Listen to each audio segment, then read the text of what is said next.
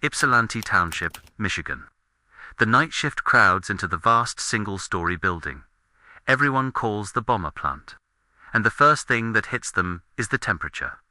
Warm enough that a thin fog of breath shimmers under the roof trusses while the assembly line hums at a steady pace. Tool carts rattle along the polished concrete, pneumatic riveters cough in bursts, and movable platforms inch forward with a cadence so regular a foreman can time his pocket watch by the distance between jigs.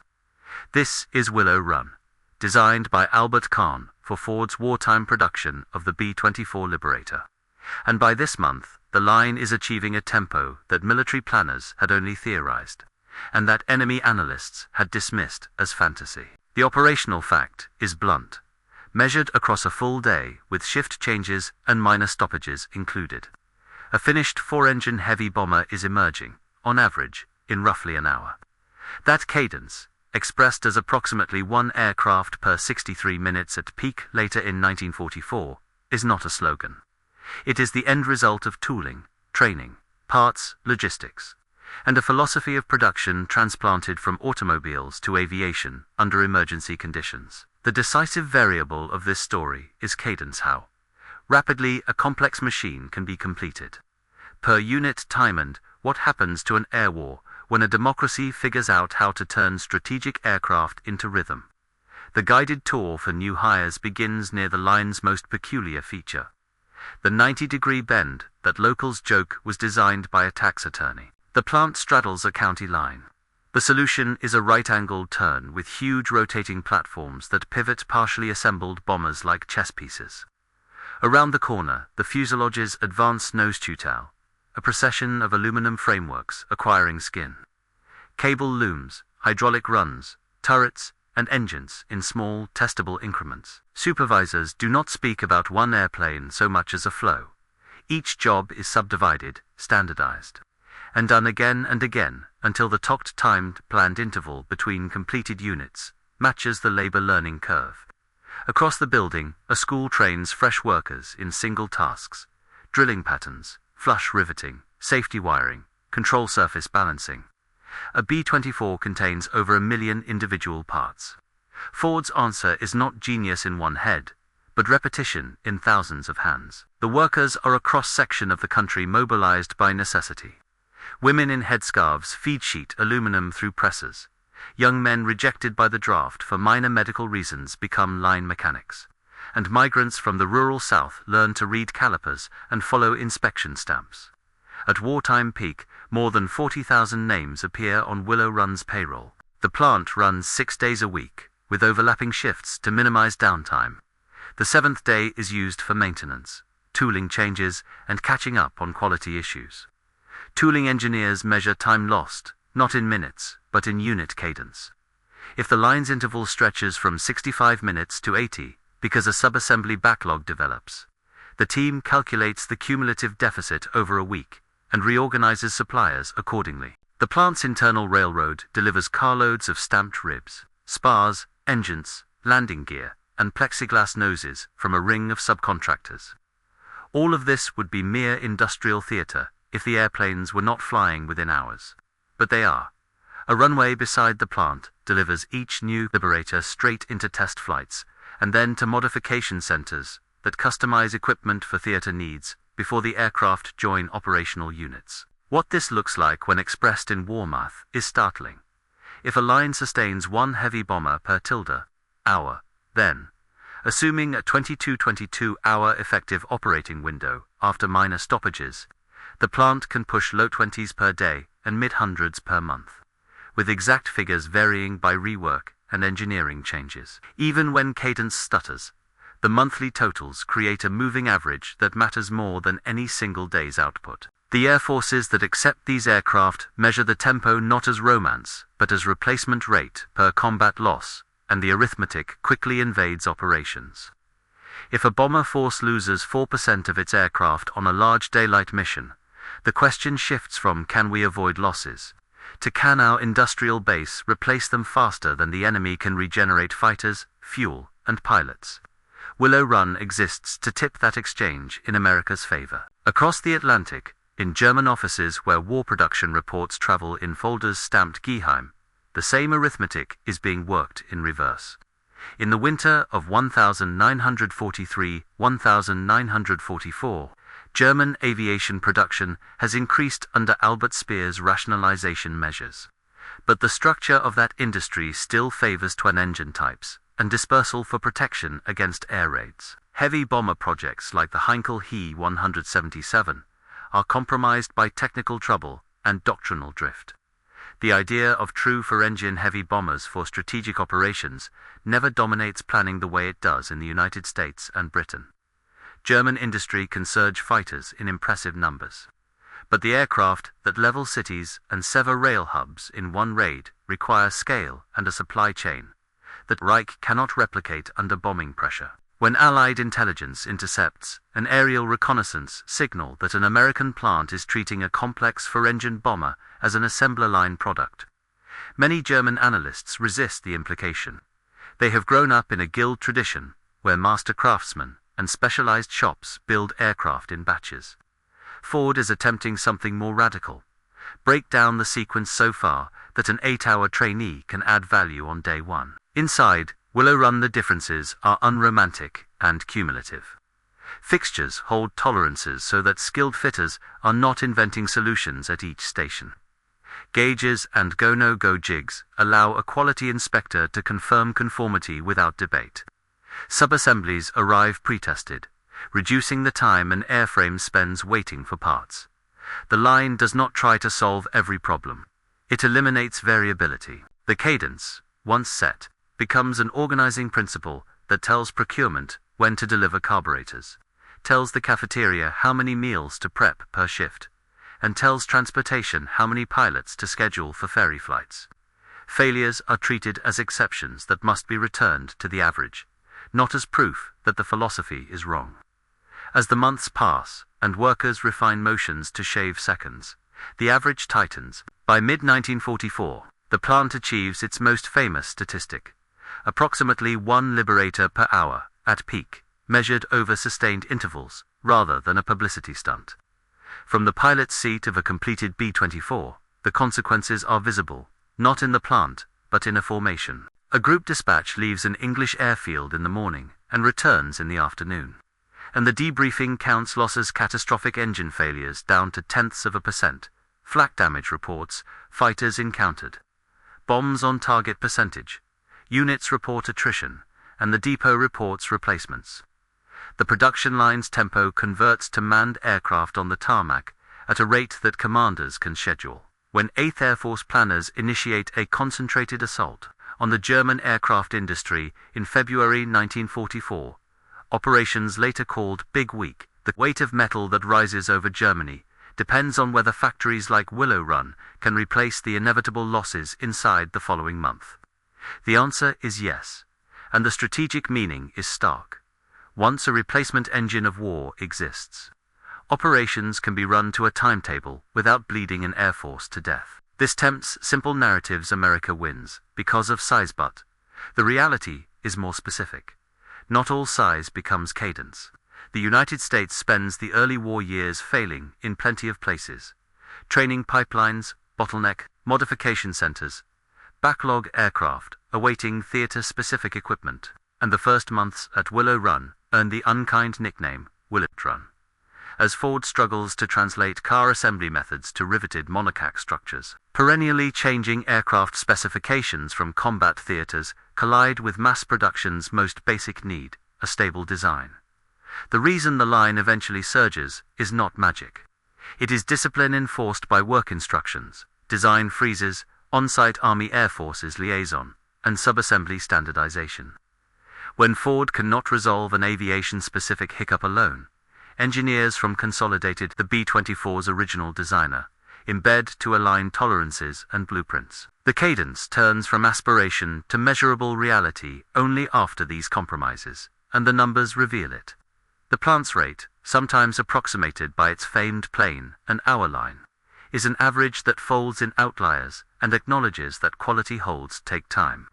Yet even with those caveats, the monthly totals alter the war's slope. German intelligence through neutral countries, diplomatic chatter, and the observations of Axis allies in Washington collects fragments about American industrial methods. Some reports are dismissed because they appear to violate experience.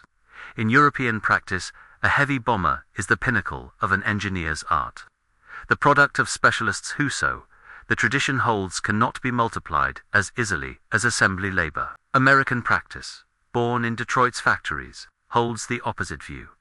A heavy bomber is a flow problem, solvable with fixtures, parts, lists, lay-down order, and a relentless math of minutes per station. That is an insult to craft from one perspective, but it is the very definition of scale from another. The Americans do not argue that artisanship is obsolete.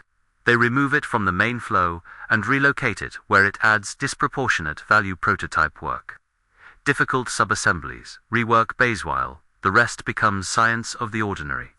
The impossible, in the German phrase, is not physics, it is culture. Walk back into the plant at Ypsilanti during a swing shift, and the culture looks like routine. A line lead checks torque values. On a Pratt & Whitney R1830 mount, a quality inspector stamps a green circle on a wiring harness tag. A logistics clerk marks a shortfall of Norden bombsight mounts and triggers an expedited shipment from a supplier who has already learned that failure to meet Willow Run's cadence is not merely a missed delivery, but a credible delay to a theater schedule. The floor manager keeps a board of hour-by-hour targets and actuals. The difference is the variable that all eyes chase. A labor economist would call this the conversion of a strategic goal into observables. But on the floor, it is simply whether the next Liberator moves to station 37 at the right minute. A bomber per hour does not emerge because a politician declares it emerges because thousands of tiny ticks of conformance add up to a statistic. For the crews flying these aircraft, that statistic becomes life in probabilities. The average B-24 mission over Germany in early 1944 faces flak belts that can shred formations at set altitudes, and fighters that mass at predictable approach points. Loss rates vary by target, weather, and escort coverage, but the math of survival begins to look like a repeated trial. One mission can be endured by luck. 20 missions require replacement airframes and aircrews, cycling in at a rate the enemy cannot suppress. In that frame, Willow Run's cadence is not even about one plant, but about a new way of thinking about attrition. Except that in a modern industrial war, you will lose machines and some of the people in them. And the only ethical way to continue is to make sure those losses produce strategic effects sooner than the enemy can repair its rail lines, refineries, and factories. The scale is monstrous. So is the alternative if the Reich survives. Moral clarity here does not come from pretending the bombing war was gentle. It comes from the purpose assigned to that tonnage, and whether a quicker end with fewer total dead can be produced by relentless pressure on the nodes that keep a dictatorship armed. Statistics that define the production war deserve normalization to be meaningful. Consider three simple comparisons. First, cadence per hour. At peak, Willow Run pushes roughly 1 B-2 for every approximately 63 minutes. Most German heavy bomber lines never achieve anything comparable for a four-engine equivalent, because such a program never dominates German planning. Second, cumulative totals. By war's end, the United States will have produced on the order of 18,000 plus B-24s across all plants and variants. A single facility at Willow Run accounts for the majority of the Liberators completed by Ford, numbering in the several thousands, with additional knockdown kits shipped for assembly elsewhere. Third, cross-program context. The U.S. aircraft industry manufactures hundreds of thousands of military aircraft of all types from 1940 to 1945, an average of several thousand per month in 1944, while German totals, although rising in 1944 due to fighter emphasis, remain constrained by material, fuel, and bombing disruptions. These are not numbers for the sake of victory laps. They are measurements of the war's shape. None of this means that Willow Run is perfect. The plant's early months are marred by delays, skill, shortages, and an ugly learning curve that feeds headlines skeptical of Ford's aviation pivot. The B-24 itself, with its high aspect ratio Davis wing and tricycle landing gear, is not a docile machine. Crews complain about fuel leaks, chilly high-altitude conditions, before heaters are improved, and the difficulty of flying a fully loaded Liberator through flak. But these problems exist alongside the cold fact that the type can carry substantial bomb loads long distances, and that there are enough of them to sustain an offensive even after serious losses.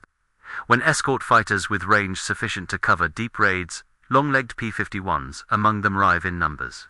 The survival odds swing further in favor of the formations, and the combination of airframe cadence and escort coverage becomes lethal to German fuel and transport networks. Refineries and synthetic fuel plants become priority targets.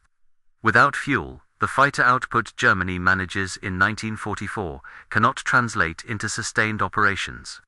Here, cadence at Willow Run interacts with a separate cadence. How fast the enemy can repair hydrogenation plants, rail marshalling yards, and ball-bearing factories under repeated attack. When the temporal frequency of raids collapses repair windows below recovery thresholds, systems fail. That is the operational logic of 1 per hour turned into consequences. German records from 1944 reveal a bureaucracy trying to reconcile two incompatible truths. On paper, fighter production looks high and promises salvation against bomber streams. In practice, fuel shortages, pilot training disruptions, and an avalanche of airframe and engine maintenance needs conspire to reduce sorties. If the United States can keep sending hundreds of bombers with adequate escort multiple times per week, while Germany can only sporadically field sufficient interceptors, then the dispute is resolved by calendars, not speeches. American crews do not know the whole equation when they climb into a Liberator at dawn. They know their odds and their targets. But the planners who assign those targets need the steady drumbeat of new bombers from plants like Willow Run to keep the strategy alive. A charismatic speech cannot launch an airplane. A finished airframe can. Inside the plant, the human story remains concrete. A woman who had never touched a micrometer becomes the person who rejects a substandard part before it enters the line. And her insistence prevents a hydraulic failure over Central Europe weeks later. A machinist who once cut crankshafts at River Rouge now shims a tail assembly to spec on a bomber, carrying muscle memory from a consumer economy into a war economy. A manager whose pre-war job concerned cost per unit now calculates attrition absorption per month. Civil society has not disappeared. It has retasked itself. The same democracy that argued bitterly in peacetime about spending priorities is now arguing about tolerance thresholds for defects and the fairness of overtime assignments. And the product of those arguments is a cadence chart that permits the air forces to design a campaign instead of improvising one sortie at a time. In an authoritarian state that prizes command, production too often becomes command by decree. In a messy democracy, production becomes command by incentive and habit, which in this case proved faster. Step outside the plant near dawn and watch a finished Liberator climb away from the runway. The bomber looks nothing like a car, and yet its existence in these numbers is the victory of automobile logic over artisanal constraints. The crew at the controls does not salute an ideology. They check oil pressure. On board, the electrical system that passed inspection station 22 hours earlier now feeds the radio that will carry formation orders, the autopilot that will hold course through cloud, and the heated suit lines that will keep gunners' hands from freezing at altitude.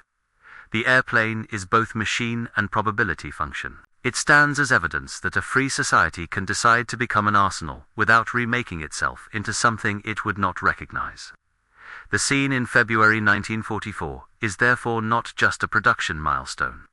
It is the moment when the air war turns into a schedule the enemy cannot match. Across the ocean, the enemy is learning this in explosions. Rail yards not at the edges of cities like black webs. When the strings are cut in enough places faster than repairs can be made, freight fails to move. Refineries that feed the Vermox engines burn, and the fires light at night is a map of strategic failure. The bombers overhead are not all Liberators, but enough of them are that the silhouette has become familiar to the defenders. For each crew lost in flak and fighters, another crew climbs into a fresh airframe delivered from a domestic plant that is still warm when the pilot straps in. It is this brutal, mechanized rotation enabled by a line that turns minutes into airplanes that makes the idea impossible to mass-produce heavy bombers sound quaint after 1944. The industrial problem was Heavy bombers were never impossible to mass produce. They were simply impossible to mass produce without giving up the romance of craft in exchange for the discipline of flow. The United States, pressured by necessity and guided by a production culture that predated the war, made that trade. Germany, for reasons technical, strategic, and ideological, did not. The sky over Europe is the result. The realization inside Germany does not arrive as a single dramatic memo, but as a pattern that refuses to go away. Commercial attaches in Neutral Capital's report, American capital outlays measured in acres of factory floor and miles of conveyor. A vocabulary that sounds like boasting until aerial photographs begin to show the roofs. Technical journals from before the war, still circulating in libraries, describe Detroit's pre-war methods of die making and fixture standardization. Add wartime mobilization orders, and the picture sharpens. Analysts in Berlin, accustomed to batch production and final assembly bottlenecks, try to reconcile their intuition with intercepted numbers on delivery schedules to modification depots in Kansas and Texas. The numbers point to a tempo that makes familiar defense calculations look stale. If an enemy can replace a strategic bomber, forces losses in weeks rather than months, tactics must adapt or yield. Internally, some German staff papers acknowledge that the United States is applying automobile principles to aviation. Others resist the conclusion as a mismatch between industries. Doctrinal culture is at work as much as spreadsheets. To understand why the United States can do this, leave Willow Run for a moment and drive mentally across the wartime aircraft geography. Consolidated's plant in San Diego has been building B-24s since the type's birth. Fort Worth becomes another major center. North American at Dallas and Douglas at Tulsa join the Liberator program with their own assembly lines. Modification centers field-sized workshops, separate from factories, exist to absorb the chaos that mass production cannot tolerate. Theater-specific radios, dicing gear, armament changes, and the latest fixes from battle experience. In practice, this division means factories can protect cadence while the modification system absorbs variance, and it is that bureaucratic split, dull on paper, that prevents the line from freezing every time a combat unit asks for a new turret or a different bomb sight mount. The war economy learns to separate flow from customization. Back at Ypsilanti, the line hardens its muscle memory. A bomber advances to final assembly only after sub-assemblies meet inspection standards that would have surprised pre-war shops. Torque charts hang on clipboards. Every critical fastener has a signature and a time. Repetition writes skill into hands that did not know the work a year earlier. The plant's apprentice school is not a medieval guild hall, teaching a whole craft. It is a place that teaches one procedure quickly and well. That is how a vast workforce can grow without diluting quality beyond tolerance. The social composition of that workforce reflects the mobilization of an entire society. Women hired as drillers and riveters become supervisors by summer. Black workers who left the Jim Crow South for war jobs in the Midwest stand at jigs and inspection stations. Their names next to serial numbers on traveler tags that will fly over Europe. Persons once labeled unskilled now own a slice of a cadence chart. It is not a political speech. It is a machine on a schedule. From the German point of view, the fear is not abstract. Strategic bombing is already ripping up transport nodes and manufacturing clusters. In 1943, raids against ball-bearing production and aircraft plants cost the United States heavy losses. Without long-range escort and with formation tactics still evolving, the doctrine bleeds. By February 1944, when American planners concentrate on the German aircraft industry and the Luftwaffe's ability to contest airspace, the picture begins to change because the United States can put more aircraft into the air more often, and because new escort tactics with extended-range fighters alter the attrition equation. The crescendo, known to history as the Winter and Spring Offensive of 1944, is not simply courage or technology. It is time. Willow Run and its sister lines do not win missions. They make the next mission inevitable. Put the cadence under a microscope. A final assembly line does not actually produce a complete bomber every 60-some minutes as a single linear act. It orchestrates different stations so that the throughput of the slowest necessary station sets the beat. Engines, landing gear, wiring harnesses, and control surfaces are timetabled to arrive when needed. If a galling pattern on an engine mount delays installation by 5 minutes per unit, a week later the arithmetic shows a shortfall of multiple finished aircraft, and the lag propagates to test flights and ferry schedules. The production office therefore treats minutes like currency. This attention to small intervals, multiplied by months, becomes the famous rate that the outside world hears as a headline. Inside, it is simply how the plant breathes. In Germany, the names on production charts: Messerschmitt for fighters, Junkers for bombers, Heinkel for a heavy bomber that never quite matches its specification exist within an industrial geography under attack. Dispersal saves capacity from being smashed in one blow, but breaks the advantages of concentration. Skilled workers are drafted or killed. Replacements cannot replace experience on command. Fuel becomes the quiet tyrant of 1944. Even as fighter production surges on paper, aviation, gasoline, and synthetic fuel output plunge after sustained attacks on refineries and hydrogenation plants. Training schools cut flying hours. Operational units hoard enough fuel to fly a single large interception, then sit grounded while the next American mission arrives. When German staff documents record aircraft on charge, the more telling line is often aircraft serviceable and fuel available. A nation can build airframes with heroic effort.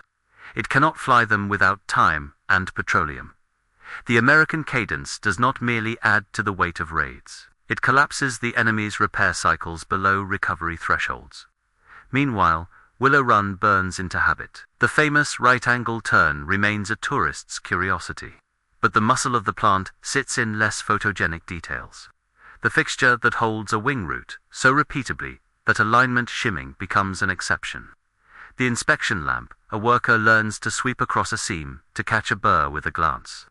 The stack of traveler documents that records each subassembly's route through the building, with stamps that collectively form a history of compliance. An Army Air Force's liaison can walk the line and know how many airframes will hit the runway that week without asking for speeches. Schedules publish themselves in metal. Foreign observers had once laughed at the notion that democracies, with their messy negotiations and strikes and elections, could outpace a regimented state at war production. A year under bombing pressure demonstrates the contrary. In the United States, political bargaining produces appropriations and priorities. Once funded, the industrial system rewards the behaviors that meet targets. Managers ascend because their lines make numbers. Suppliers survive because their deliveries hit windows. Dissent appears as debate in meetings, not as sabotage in factories. The result is not pretty in an aesthetic sense, but it is quick in a temporal sense, and quick is the variable that matters when an air campaign needs airframes in sequence. Pause at a modification center, where new liberators arrive with bare aluminum and leave with the idiosyncrasies their recipients demand. Whether gear for winter, radio fits for particular commands, armament changes that reflect the evolving threat. It is here that the friction between mass production and combat variability is settled day by day. If a theater command requests a change that could disrupt the factory flow, the modification depot absorbs it until a design freeze reharmonizes prints and work instructions. The seemingly bureaucratic division of labor keeps Willow Run from stalling when war learns something new. The exchange rate is not Zero Mad Center's jam. Rework queues grow, but the factory's beat continues. Walk again into the German side of the story, and the denial that once muffled bad news has less room to breathe. Reports from occupied Europe describe the American material presence in terms that cannot be waved away. Convoys that deliver aviation fuel in volumes that dwarf German stocks. Harbors that unload rolling stock to rebuild railways the bombers have wrecked. Replacement engines and spare parts in mountains. Field commanders ask for fighters and pilots. Procurement shows them production charts. Logistics hands them fuel numbers that make the charts academic. There is no single decision that loses the air war. There is a calendar that denies time to the side with fewer hours to spend. The B-24 itself carries its paradoxes. Crews appreciate its range and payload. They curse its reputation for fuel leaks before improvements. They learn to live with a workload at the controls heavier than in some contemporaries. The airplane's strengths and weaknesses are practical, not ideological. It can fly a long way with a heavy load and come home on 3 engines if it must. But it also demands care in formation and a disciplined pilot's hand. These operational truths thread back to the line that built the machines. The plant can multiply machines. It cannot multiply courage, but it can assure that courage is not wasted for lack of metal. There is a recurring temptation to reduce this entire saga to a scoreboard of monthly outputs. Resist it long enough to see the human chain behind the numbers. A teenager who once packed groceries now runs a drill press and knows by sound when a bit is dull. A foreman who argued for 3 weeks about a fixture change holds in his hands the difference between a station that meets schedule and one that fails for a month.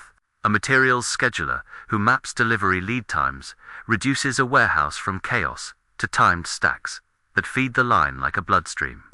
The Army Air Force's officer who stamps acceptance papers for a new Liberator knows the tail number will matter to a crew he will never meet. This web of minor, boring, necessary excellence is the true opposite of miracle. The output looks like a miracle only because we are used to thinking of four-engine bombers as rare artifacts.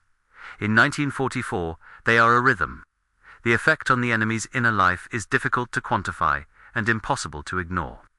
Diaries from German civilians speak of sirens, shelter routines, and train delays that become as familiar as weather. Factory workers commute through rubble, cleared enough to pass one day, and blocked again the next.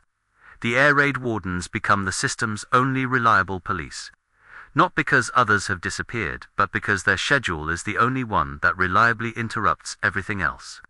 An air war fought at the speed of Willow Run's replacements reduces a population's expectation that any given day will be normal. Military targets remain priority, but cities are ecosystems of war production. When manufacturing, transport, and administration share space with homes, the blast wave does not respect boundaries. Even sober Allied assessments concede that accuracy at high altitude is limited. The decision to persist rests on the belief that destroying fuel and transport will shorten the war against a regime that showed few internal checks. Every new bomber delivered is an endorsement of that grim arithmetic and a promise that it will end. The summer of 1944 becomes a case study in attrition as policy rather than accident.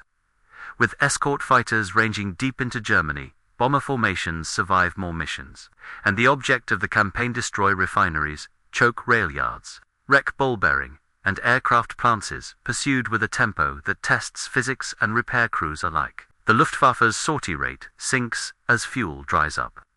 Training pipelines collapse to the point that pilots reach frontline units with fewer hours than doctrine once required. When an air force cannot drill its pilots to competence, the enemy's schedule becomes a weapon by itself. The ground crews in Germany cannibalize aircraft to keep a few flying.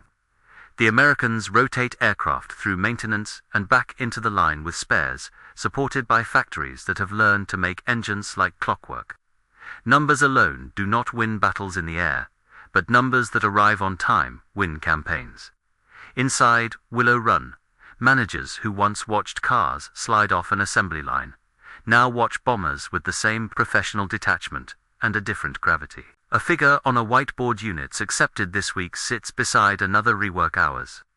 Pending and a third stations behind TOCT. Everyone in the room knows that a change request from an overseas command can ripple back through those numbers if not handled through the modification system. Everyone knows that a flood in a supplier's city or a rail bottleneck can become next week's deficit. Everyone also knows that, strange as it sounds, the product is now predictable enough that a theater commander can plan a campaign around its arrival.